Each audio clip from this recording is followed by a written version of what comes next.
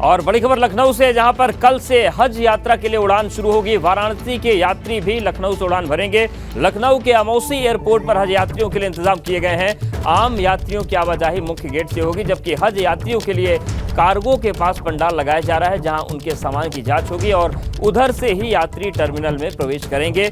Amausi airport से पहली उड़ान 21 मई को 298 यात्रियों को लेकर दोपहर 12 बजे लखनऊ से मदीना के लिए रवाना होगी। तो पिछले साल की तुलना में अमौसी हवाई अड्डे से हज यात्रियों की संख्या 154% अधिक है। इस साल करीब 11,500 यात्री अमौसी एयरपोर्ट से हज के लिए रवाना होंगे, जबकि 2022 में यह संख्या 5500 थी। वाराणसी से लगभग 2500 यात्री लखनऊ आकर अमौसी एयरपोर्ट से उड़ान भरेंगे। यहां 21 मई से 6 जून तक 45 हज की उड़ानों का संचालन होगा। हमीरपुर में नेशनल हाईवे 34 पर लंबा जाम लग गया है। बेतवा ब्रिज पर ट्रक खराब होने की वजह से यहां पर भीषण जाम लगा है और कई किलोमीटर तक गाड़ियों की लंबी कतार लग गई है। सैकड़ों गाड़ियां जाम में फंसी हुई हैं। सवारी गाड़ी छोड़कर पैदल जा रही है।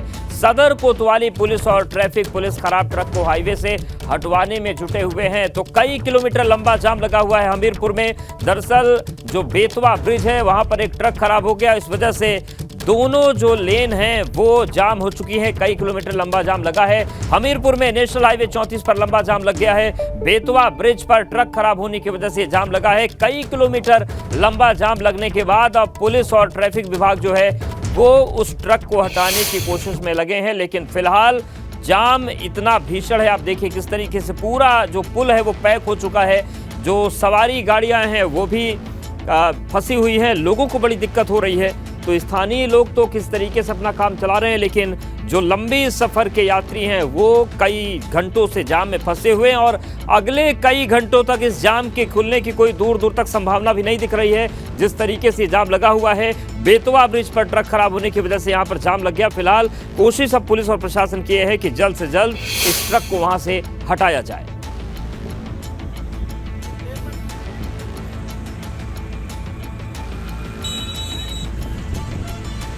और हमारे सहयोगी अरुण श्रीवास्तव जुड़ गए। अरुण, ये जो ब्रिज है ये कहां से कहां तक के इलाके को जोड़ता है और कितने किलोमीटर लंबा जाम है ये? देखिए आपको बता दूं, ये NH-34 नेशनल हाईवे है। ये कानपुर से सीधे सागर तक का मार्ग है और ये जो ब्रिज है ये सीधे कानपुर और हमीरपुर और ये बांदा मोहब्बा को लिंक करता हुआ ये निकलता है। फिलहाल यहाँ पर एक डंपर है जो बीच में ही खराब हो गया है। यहाँ पर लगभग देखा जाए तो दोनों तरफ का जाम मिलाया जाए कम से कम 6, 7, 8 किलोमीटर तक का यहाँ पे जाम लग गया है। जाम इतना भीषण है कि लोग अपनी गाड़ियों से या बसों से उतरकर पैदल ही अपने जो उनका गंतव्य स्थल है वहाँ तक पहुँच रहे हैं। फिलहाल यहाँ पर ट्रैफिक पुलिस और जो स्थानीय पुलिस है लगातार जाम को खुलवाने का प्रयास कर रही है और फिलहाल अभी जाम लगा हुआ है। बिल्कुल, शुक्रिया आपका जानकारी और अपडेट्स को देने के लिए। और कानपुर में निजी कॉलेज में पिटाई का वीडियो वायरल हो रहा है। कॉलेज के कई छात्रों ने मिलकर छात्रों को बुरी तरह से पीटा। Kanpur institute of technology college का वीडियो है। छात्र को पीटते हुए सोशल मीडिया पर यह वीडियो वायरल हो रहा है। तो जो विद्यालय महाविद्यालय वहां पर मारपीट की घटनाएं बढ़ रही हैं। और ये देखिए कानपुर में निजी कॉलेज में पिटाई का वीडियो वायरल हो रहा है। कॉलेज के कई छात्रों ने मिलकर छात्रों को बुरी तरह से पीट दिया। Kanpur institute of technology college का वीडियो है। छात्रों को पीटते हुए वीडियो सोशल मीडिया पर वायरल हो रहा है। तो जिस तरीके से कॉलेजों में अराजकता बढ़ रही है, चिंता की बात है। नोएडा में कॉलेज में मारपीट हो चुकी है। ग्रेटर नोएडा में गोली भी चल गई और अब जिस तरीके से तस्वीर बन रही है ये कानपुर से सामने आई है।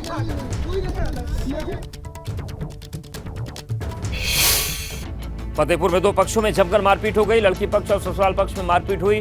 आपसी कहासुनी में दोनों पक्ष भिड़ गए। मारपीट का वीडियो सोशल मीडिया पर वायरल हो रहा है।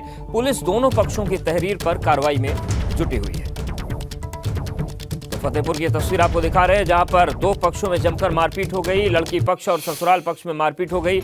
आपसी कहासुनी में दोनों पक्ष आपस में भिड़ गए। मारपीट का वीडियो सोशल मीडिया पर वायरल हो रहा है। पुलिस दोनों पक्षों की तहरीर लेकर कार्रवाई कर रही है।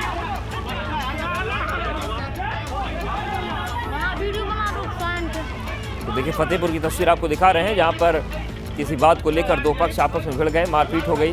लड़की पक्ष और ससुराल पक्ष में मारपीट हो गई। आपसी कहासुनी में दोनों पक्ष भिड़ गए। मारपीट का वीडियो सोशल मीडिया पर अब वायरल हो रहा है। पुलिस दोनों पक्षों की तहरीर पर कार्रवाई में जुटी हुई है।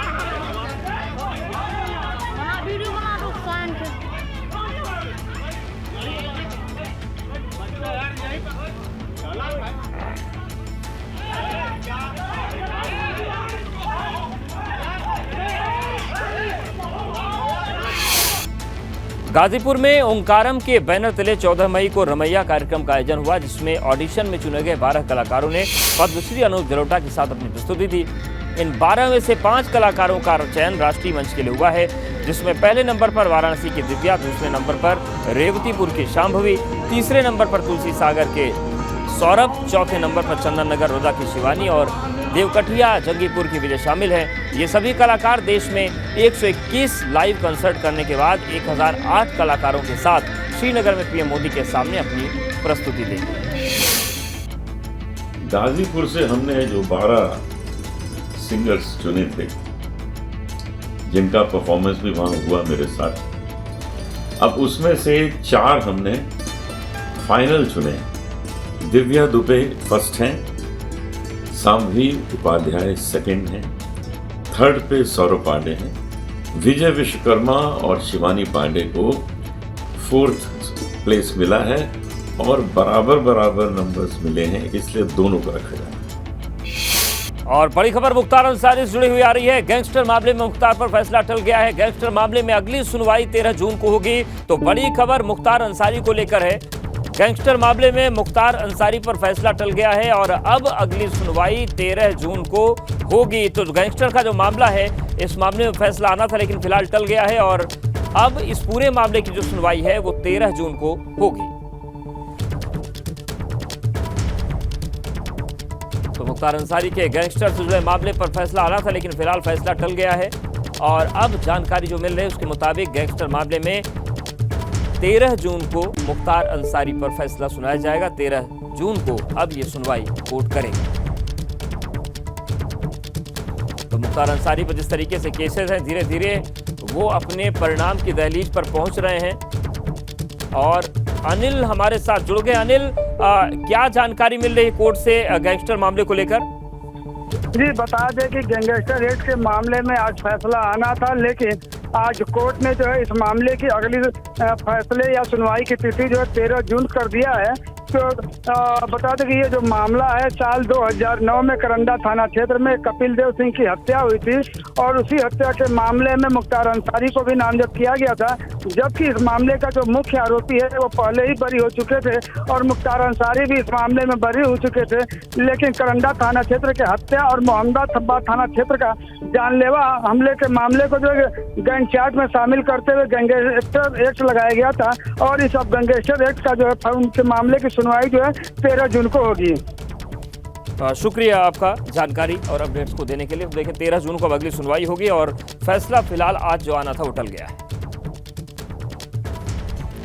कुशीनगर में मजदूर की हत्या, सड़कम मच गया। साथ ही मजदूर ने वारदात को अंजाम दिया। मजदूर के बेटे को भी घायल कर दिया। मृतक के बेटे पर बेटी को भगाकर ले जाने का आरोप था। ईंट भट्टे पर काम करते दोनों मजदूर। पुलिस ने शव को पोस्टमार्टम के लिए भेज दिया है।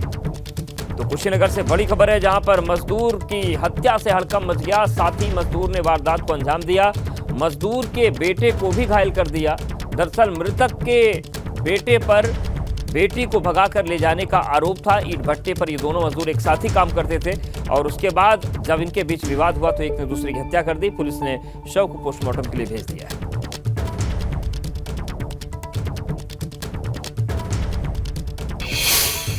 बाद में दिनदहाड़े महिला की गोली मारकर हत्या कर दी गई। फिजियोथेरेपी के लिए महिला जा रही थी। थाना उत्तर के तिलक नगर में वारदात हुई है।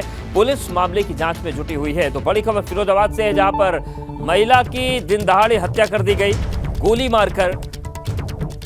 जानकारी ये मिल रही है कि फिजियोथेरेपी के लिए महिला जा रही थी। थाना उत्तर के तिलक नगर की ये वारदात है। पुलिस अब मामले की जांच कर रही है, लेकिन जिस तरीके से दिनदहाड़े ये घटनाक्रम हुआ है, गोली मारकर महिला की हत्या हुई, उसके बाद इलाके में दहशत का माहौल है और पुलिस अब इस पूरे मामले की जांच कर रही है। फिरोजाबाद में महिला की गोली मारकर हत्या कर दी गई। फिजियोथेरेपी के लिए महिला जा रही थी। थाना उत्तर के तिलक नगर की ये वारदात।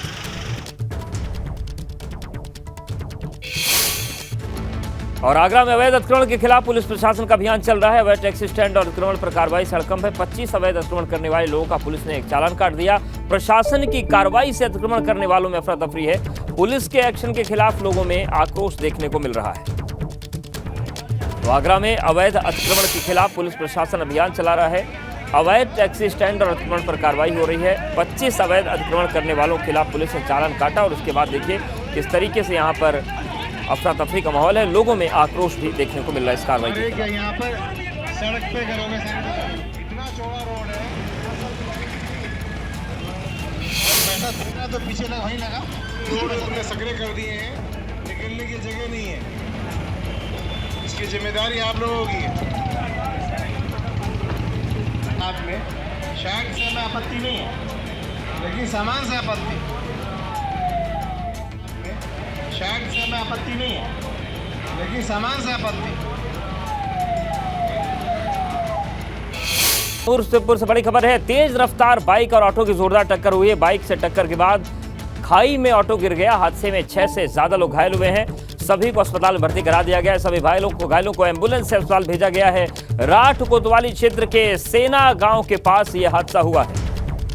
तो बड़ी खबर हमीरपुर से है, जहां पर तेज रफ्तार बाइक और ऑटो की जोरदार टक्कर हो गई।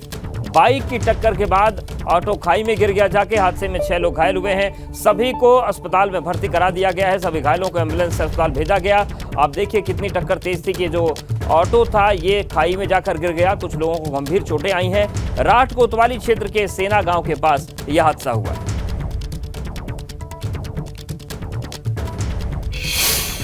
और वहीं कानपुर में पशु आहार बनाने वाली कंपनी में हंगामा हो गया। कंपनी में बड़ी तादाद में पहुंचे कर्मचारियों ने हंगामा कर दिया। ठेकेदार पर समय से वेतन नहीं देने का आरोप लगा है। 12 घंटे ड्यूटी करवाने का आरोप भी लगा है। कई महीने से कर्मचारियों को वेतन नहीं मिल रहा था और कानपुर में पशु आहार बनाने वाली कंपनी में हंगामा हुआ है। कंपनी में बड़ी तादाद में कर्मचारी पहुंचे, हंगामा किया।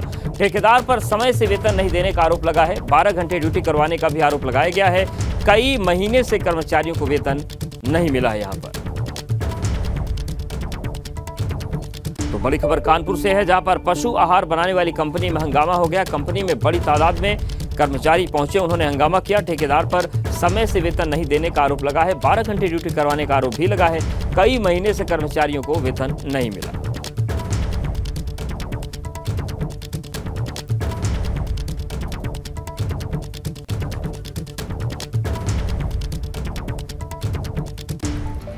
और इटावा के सैफई में नेताजी मुलायम सिंह यादव की भाभी का निधन हो गया है। अखिलेश यादव की ताई जी की लंबी बीमारी की वजह से सैफई मेडिकल कॉलेज में इलाज के दौरान निधन हो गया। निधन की खबर मिलते ही सैफई में शोक की लहर हो गई है। रामगोपाल यादव, शिवपाल सिंह यादव समेत पूरा परिवार सैफई आवास पर मौजूद है और अखिलेश यादव ने भी अपना गोरखपुर दौरा रद्द कर दिया।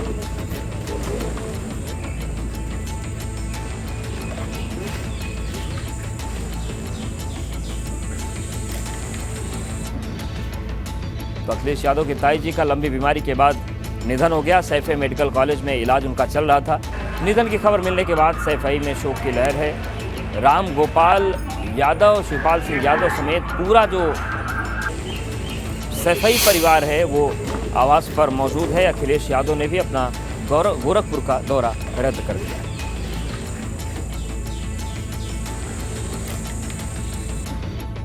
तो बड़ी संख्या में श्रद्धांजलि देने के लिए लोग पहुंच रहे हैं। लंबी बीमारी के बाद अखिलेश यादव की ताई जी का निधन हुआ। वहीं आगरा में कोर्ट के आदेश के बाद 11 लाख रुपए की शराब को नष्ट किया गया। जेसीबी की मदद से बरामद शराब गड्ढे में दफन की गई है। बताया जा रहा है कि 25 मामलों में करीब 2200 लीटर शराब पुलिस ने बदमाशों से जब्त की थी। थाना बरहन के परिसर में एसीपी के निर्देशन में शराब को नष्ट किया गया। तो आगरा में कोर्ट के आदेश के बाद 11 लाख रुपए की शराब को नष्ट किया गया। जेसीबी की मदद से बरामद शराब गड्ढे में जब्त की गई है। बताया जा रहा है कि 25 मामलों में करीब 2200 लीटर शराब पुलिस ने बदमाशों से जब्त की थी। थाना बरहन के परिसर में एसीपी के निर्देशन में शराब को नष्ट किया गया।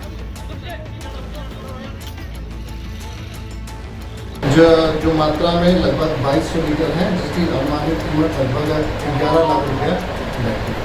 जो थाने में जो भी हमारे यहाँ माल है, जो माल मुकदमों में आते हैं, जो पकड़े जाते हैं, हम माली न्यायालय के सामने उसको पेश कर माली न्यायालय के आदेश के क्रम में मामलों का निस्तारण किया जाता है। तो हमारी पूरी कोशिश और जो उच्चाधिकारियों का लगातार ये निर्देश है, आदेश है कि जो भी माल है उनका निस्तारण यथाशीघ्र माननीय न्यायालय के आदेश के क्रम में किया जाए।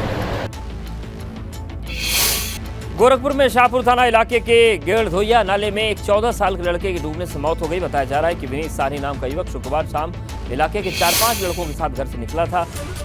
उस बच्चे के डूबने की सूचना पर परिजन मौके पर पहुंचे, उससे लेकर बीआरडी मेडिकल कॉलेज पहुंचे, लेकिन डॉक्टर्स ने उसे मृत घोषित कर दिया। मृतक के परिजनों ने शाहपुर थाना पुलिस में अज्ञात लड़कों के खिलाफ मारपीट करने और उनके बेटे को नाले में डुबोकर मारने का आरोप लगाकर तहरीर दी है।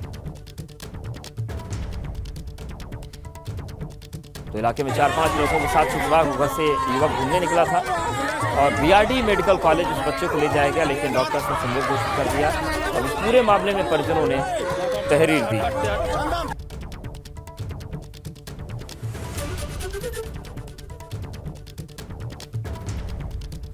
बात 2000 के नोट की जो जल्द ही बाजार से गायब हो जाएंगे।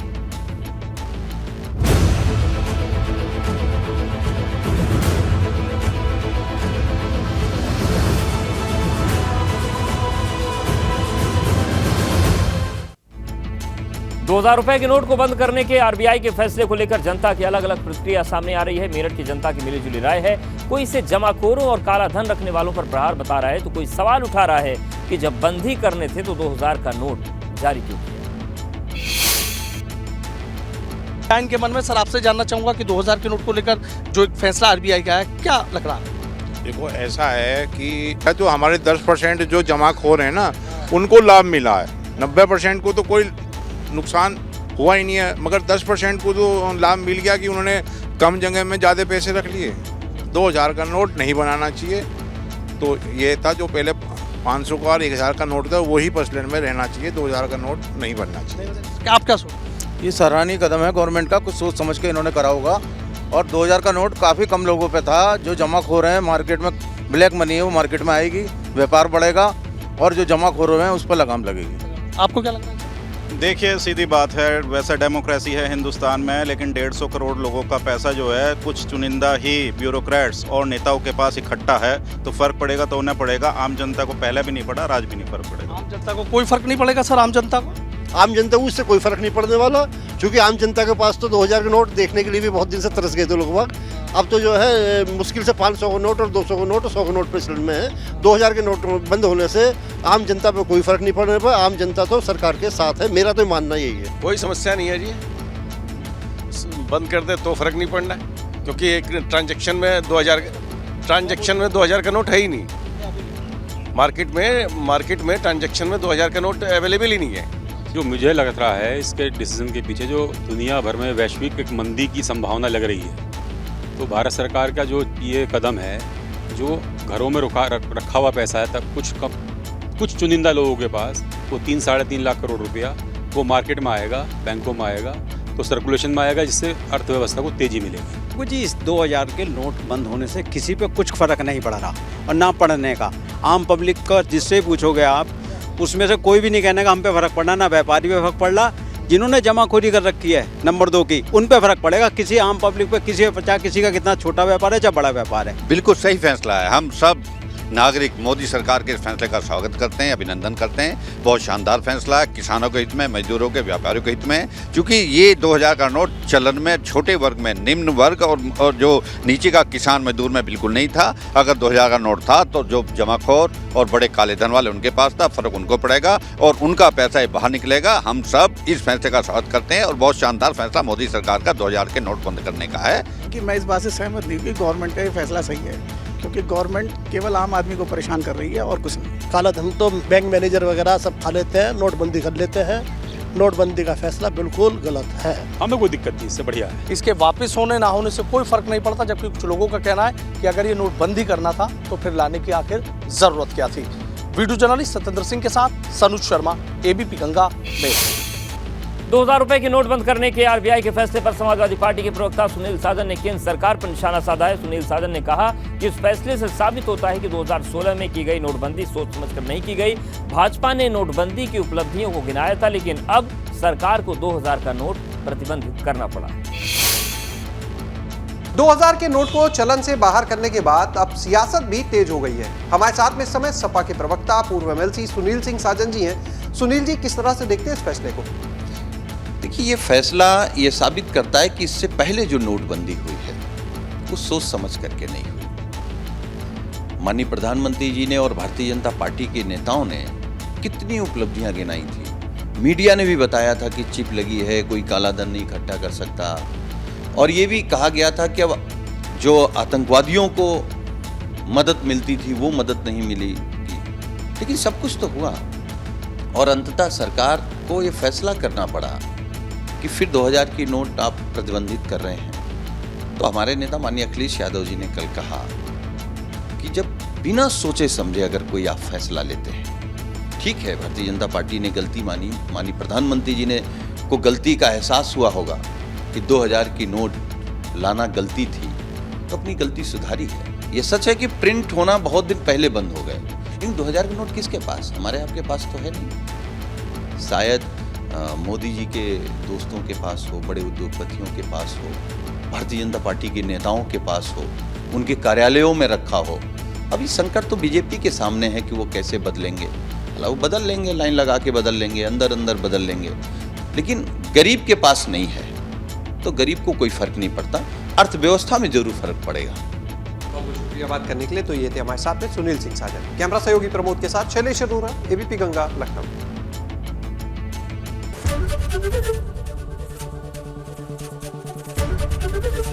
एबीपी गंगा, खबर आपकी, जुबान आपकी।